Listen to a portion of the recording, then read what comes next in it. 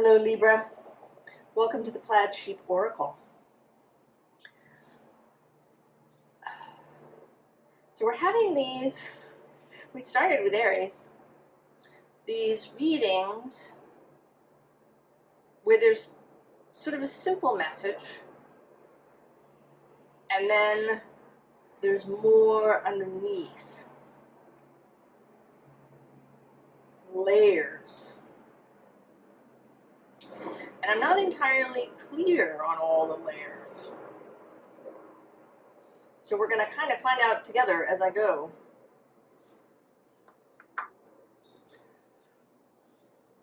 So I got this new oracle deck called the Southern Oracle. You can get it on Etsy. And you chose, I'll get around to it. What's the rush? Waiting, inspired action only.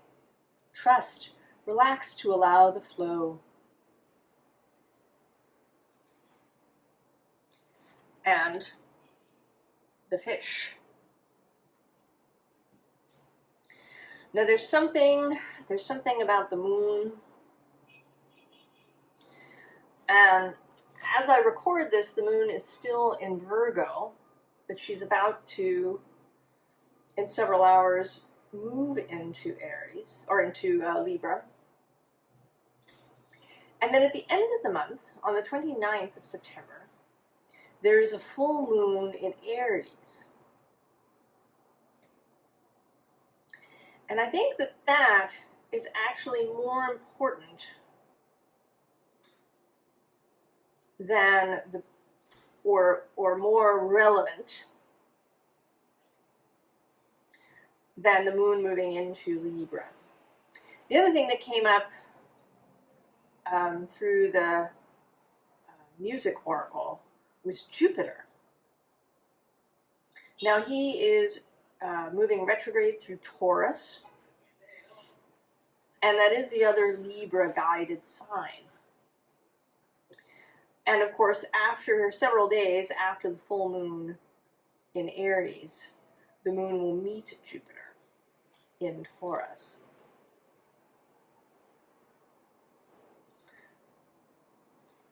So that these things may or may not be relevant to you in particular, but I mentioned them because they wanted to be mentioned. Especially the moon.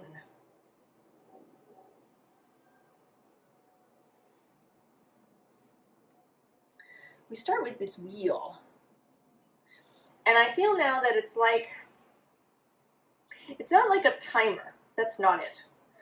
But it's as if something is clicking into place.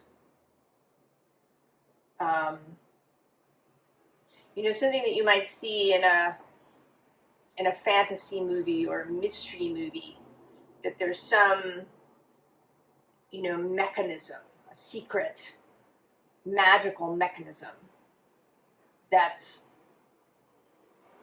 you know, been sort of ticking along, and now it clicks into place. And that's another sort of themey thing that's been coming up over the last few readings, is this idea of something completing, a last piece of the puzzle dropping in, something that brings a realization, this mechanism, this cosmic mechanism ticking into place.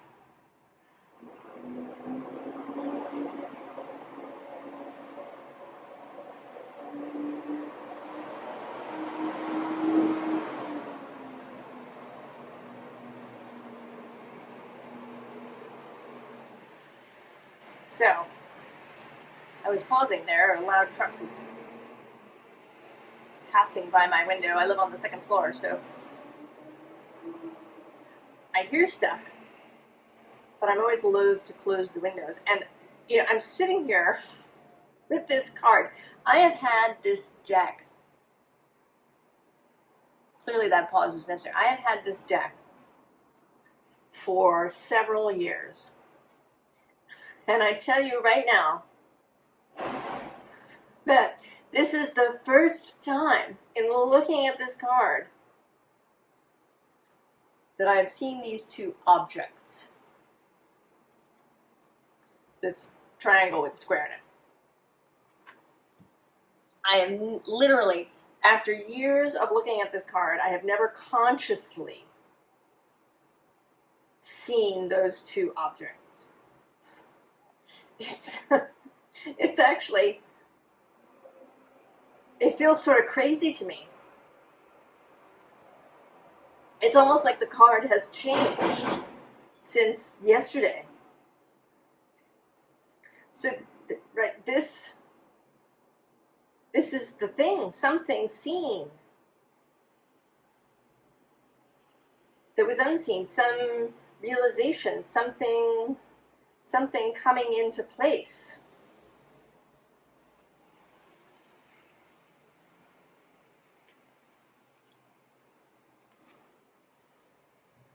And of course, I didn't even say, this is you, Libra, the Justice card. And of course, once something is seen, it can never be unseen. I mean, these objects, they're, you know, in another reading, they may not stand out to me. But now that I've seen them, right, they can't be unseen.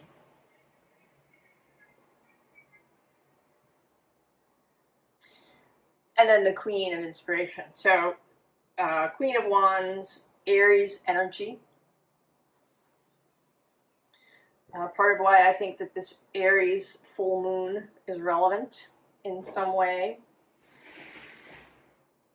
Maybe that's the thing that clicks into place, or it heralds the clicking into place, or, you know, I don't know what that will be for all of us.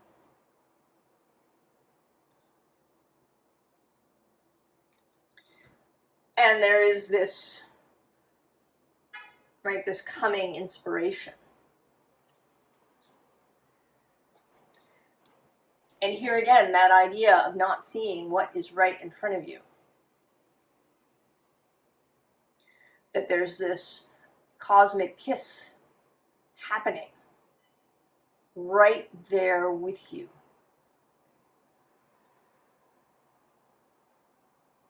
And you didn't see it before, but now you see it.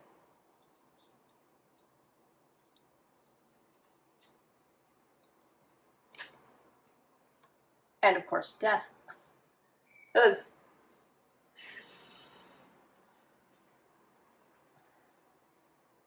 you know, and here this sense of creating an exit, right, of exiting something.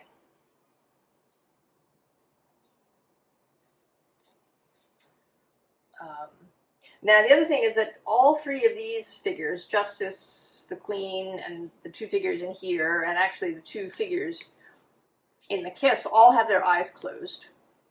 And this person is, you know, she may have her eyes open. It's, you can't really tell in the picture. She's looking down, perhaps. But this sense of an inner seeing. So whatever this thing is,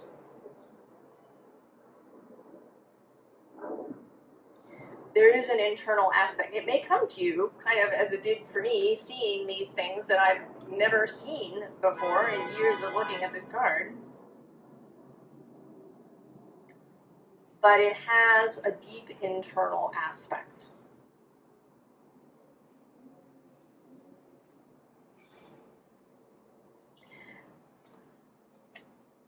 Emperor, Aries number 2.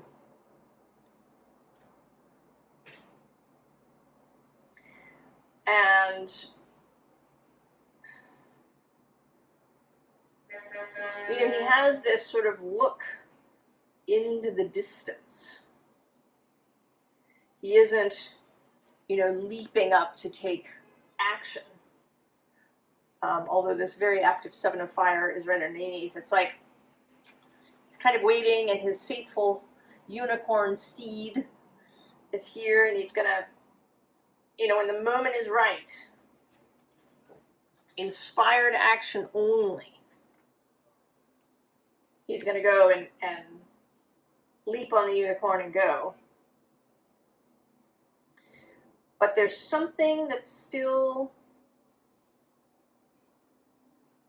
that is going to happen before that action is taken. Because we start here with this 10 of inspiration, this sort of conjuring image. And sometimes it comes up as, you know, sort of burning the past, right? The 10 of Wands, releasing something. But this feels more like putting something into motion. And there are, if you engage in spell work, certainly that is often an element in spell work, that you write something down and then you set it on fire, burn it to ash, in order to release that into the quantum space so that it can happen.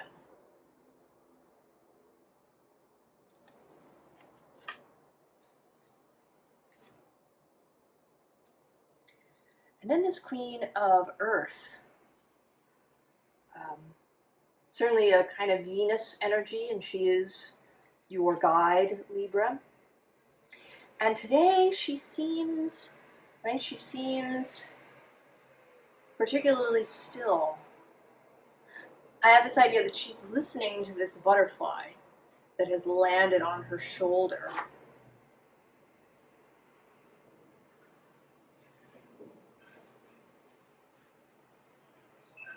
And then as a result of this, right, this sort of this conjuring, and then this taking guidance from spirit in the form of the butterfly,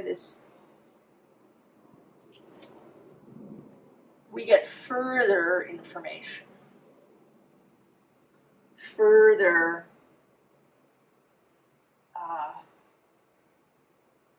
magic. It's like stepping up into yet another level. You know, this idea of the fantasy story, or like a an adventure where our seeker is moving through a castle or through some cave system, and there's puzzles that get solved, and that cause mechanisms to shift and doors open.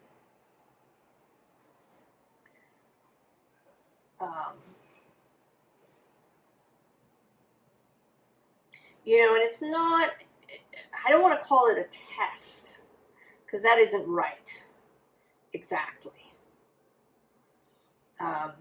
It's just that you have come now to a point in your expansion, in your development, in your life, where you are ready, where you've gathered enough wisdom, enough skill, enough self-awareness to go through this adventure, this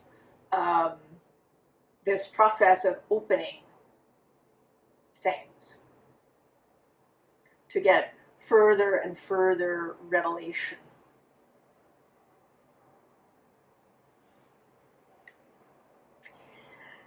And then we come to this King of Fire.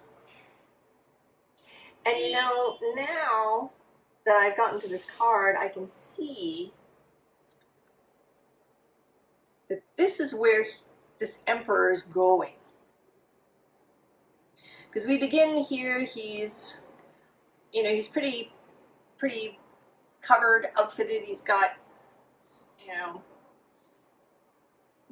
metal gauntlets on his hands, and this crown, and this heavy cloak, and all of this clothes. These trappings of his life, perhaps of his fitting in. But maybe this process, this conjuring, this waiting, this reaching the 9 of fire, this seeing the stars, and how you are capable of creation, of vision. That takes you from this, you know, very formal, very encased energy. You know, they had to, right, horses in the Middle Ages were bred to be really large because they had to carry a lot of weight, right? These knights and warriors in heavy armor. So horses were bred to be really, really big.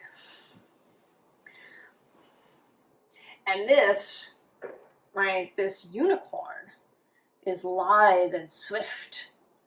You know, this is like a lithe Arabian kind of horse, rather than a Clydesdale-esque kind of horse. The kind of horse that this Aries version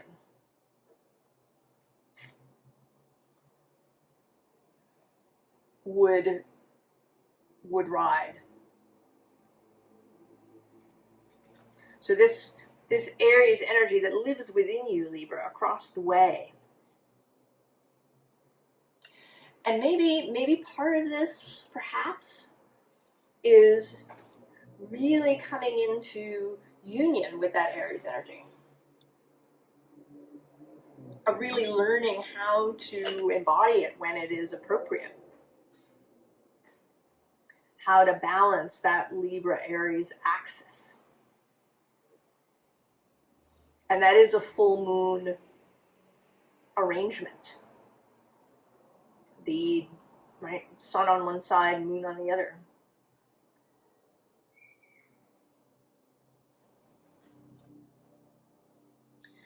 Three of Cups, a celebratory energy.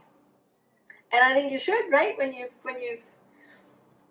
gotten to this point and you're ready to ride your unicorn, that is absolutely cause for celebration.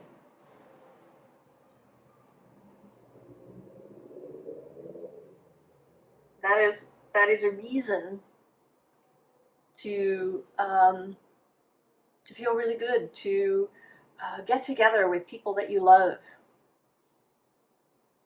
to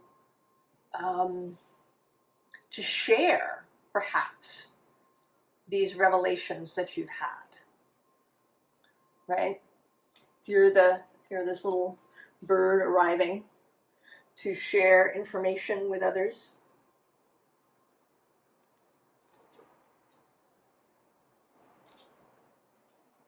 The Magician. And this particular magician, this spider, who builds the web and then can feel the smallest movement along it. I feel like this magic, this magician, is, you know, very sort of air-based, if we want to say that, is Libra-esque in that way, in that it doesn't, this magic that maybe you'll be doing doesn't involve a lot of doing, right? It may not involve a lot of ingredients or parts. It may be very free form, very spontaneous.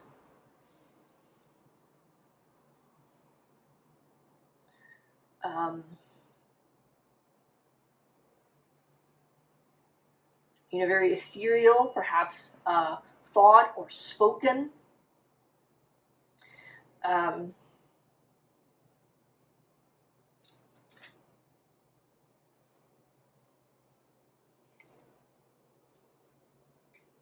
And then this fabulous hippo, 9 of Cups, totally ready to receive what you create, right? He's ready, that flower's dropping, and he's totally ready to catch it.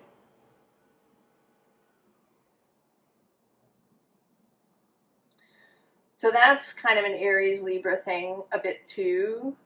Aries is the active, go get it, and Libra is a more receptive energy to receive from another.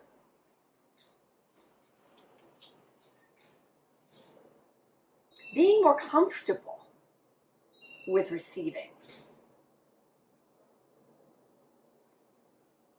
I think that many of us in our culture have issues around receiving, around havingness. Whether it's about having to earn something, or not wanting to appear selfish or greedy, or ideas around self-worth, ideas around, you know, if you have more, then someone will have less. And I think you're seeing your way through all of that stuff, right? You're giving up, like, perseverating about those things and seeing the cosmic kiss.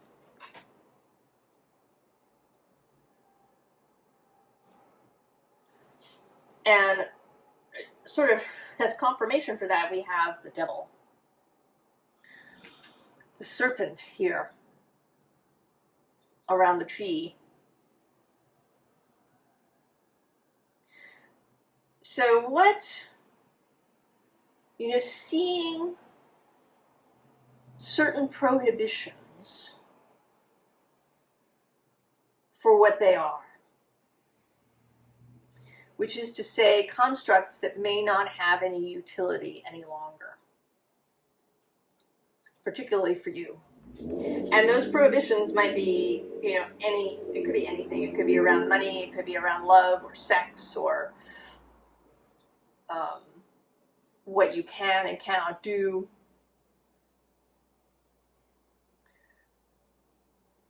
And you're seeing through these things. And then we come back to this wheel, this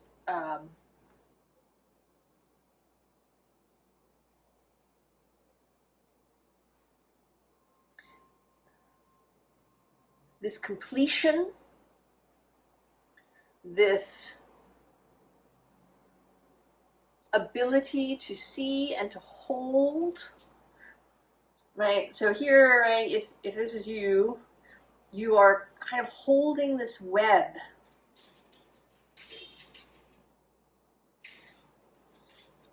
A greater understanding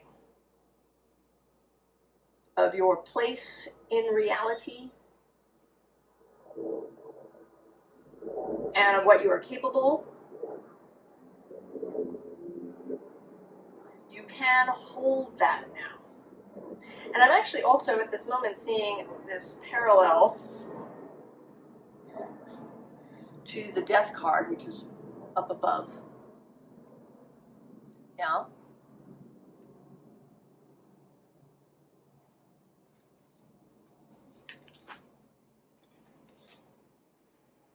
So kind of there's this cycle here of, you know, whatever this is, clicking into place.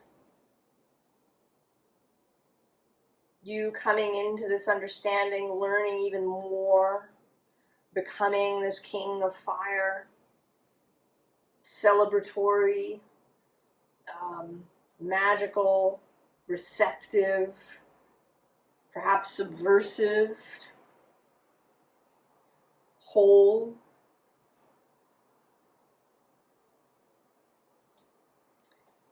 So now, interestingly, we have the Emperor again, except this time it's not you.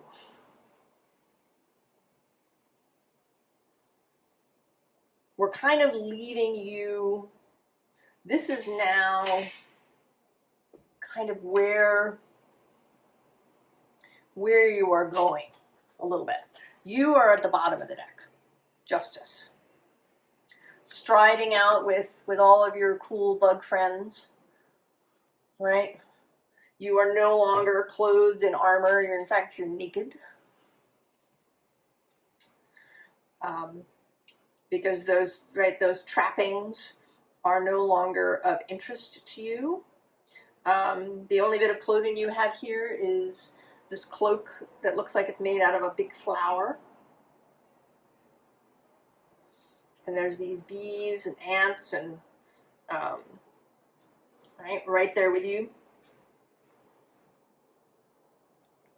And actually right next to that card, next in the underlying, is this Five of Swords and this hacking the way through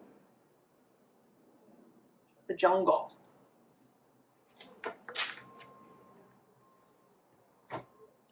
And this, I think, is where you are headed, Libra. That your sort of, I don't want to call it your purpose, your effect, the effect that you are going to be having is one of agitation, right? This sort of links up with the Make Waves reading that was the last one of yours. And this bird here is, today looks like they're striving for freedom, right? To break out of this grasp.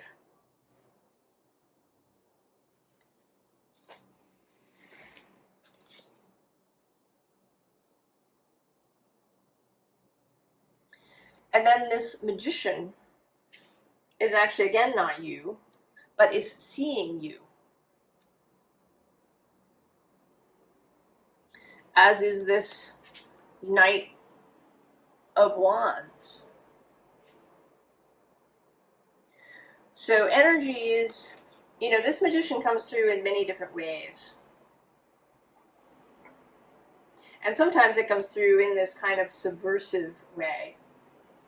But this time it's coming through as somebody who's just, like they're doing way too much.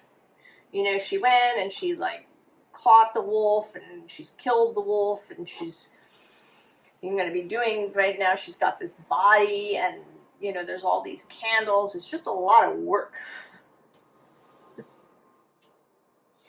to cast this spell. And you're going to be over here doing something completely different. And she's going to notice you and think, oh, well, maybe I don't have to do all of this stuff.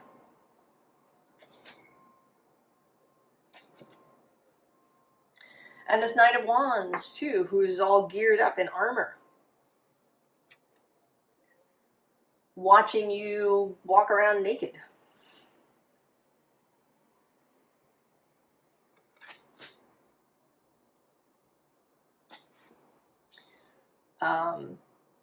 And then this person who's hauling around this key. This is the Seven of Pentacles, which can be, waiting for your, waiting patiently and with faith for your fruits to materialize. But she doesn't really look comfortable, right? She's got this giant key. This bird is kind of hanging over her shoulder. Excessive effort, perhaps, with the Seven of Pentacles, there might be some perfectionism, right? Not really being patient about what's meant to arrive, but micromanaging.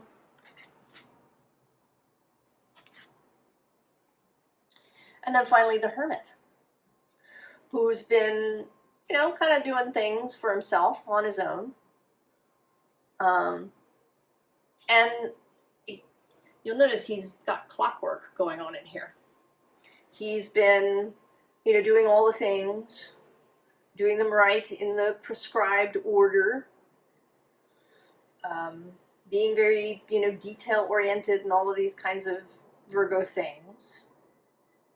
And again, he's seeing you. So all of these different people, this bird who wants to fly away, this magician who's got too much stuff, the armored knight, the perfectionist, perhaps, Seven of Pentacles, and then this Hermit. your arrival on the scene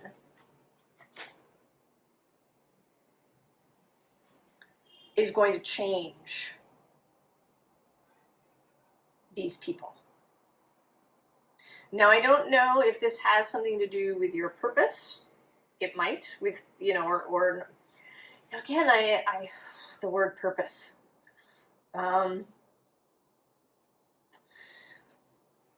Not going to go down that rabbit hole, but with your vocation, with how you make your living, with you know, what you do with yourself. I don't know exactly what, and it may be different for everybody. But you are going to have an effect on people that you meet. You are going to help people see where they are boxed in. You are going to be an example of what it means to be free, but in integrity. So not like free where you do only what you want and never pay attention to anybody else. Right? That's not what this is about. That's a distorted freedom.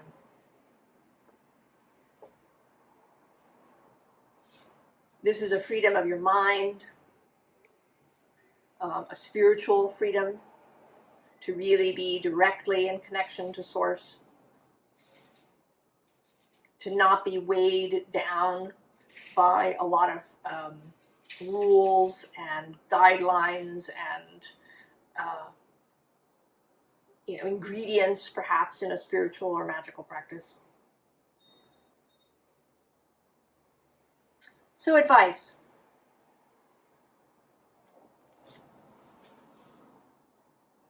Knight of Cups. And actually, the Lovers is here, and what popped into my head when I saw it was, ta-da! So there's something, right? Like, ta-da! You have the sacred marriage. You see it for what it really is and how it works. And then right under it, and I just saw it, is you again, Justice, and then the Moon, and the Ace of Cups.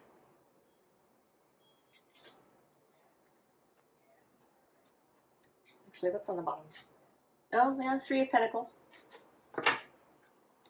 So here you are, you've got your cup, and the first card here popped out as I was shuffling, and I don't always take the pop outs, but this time I did, and I just put it on the into the row, and then I pulled the other two, and then when I turned it over, it came out, it realized that where I laid it, it was upside down, and that it wanted to be that way. So here you are with your cup, riding into anybody that you might meet who has their star upside down, who can't see, maybe who is in this energy, or who is still layered with all their emperor regalia. Right? You're bringing a cup to this person whose star is upside down, misaligned. And then there's going to be a Tower.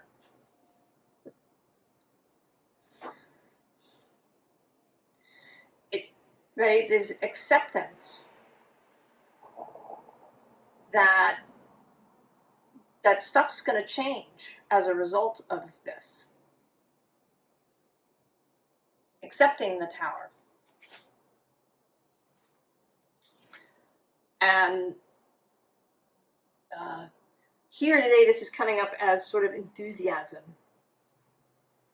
exuberance. Not so much energy incoming in, but energy that you bring with you. And not in any way that depletes you. This is a, you know, a gorgeous heart-based enthusiasm that doesn't deplete you. I mean, you know how to keep your own cup filled, right? You have seen this. You are the king of fire.